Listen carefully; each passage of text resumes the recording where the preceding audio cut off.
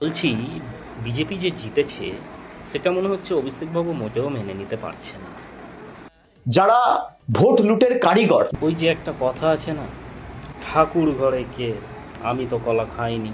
নতুন সরকার শপথ নেওয়ার 24 ঘন্টা পরে সেই চিফ ইলেকটোরাল অফিসারকে চিফ সেক্রেটারি অর্থাৎ রাজ্য সরকারের মুখ্য সচিব করা হয়েছে। বলছি, কাকে কি করা হয়েছে সেই সব খবর না রেখে আপনি আপনার বিধায়কগুলোর খবর নিয়ে দেখুন তো। ভবানীপুরের যিনি আরও রিটার্নিং অফিসার, তাকে মুখ্যমন্ত্রীর দপ্তরে পোস্টিং দেওয়া হয়েছে।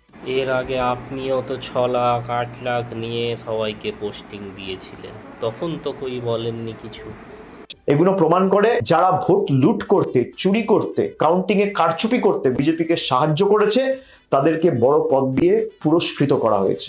তাও তো ভালো, পদ দিয়ে পুরস্কৃত করেছে। আপনি হলে তো মনে হয় 10 লাখ 20 লাখ নিয়ে এদেরকে পুরস্কৃত করতেন। দেখছে, এর জবাব মানুষ দেবে। বলছি, আপনি টিভি দেখেন তো, খবরের কাগজগুলো পড়েন তো। বিজেপি জেতার পর সাধারণ মানুষের উচ্ছ্বাসগুলো দেখুন।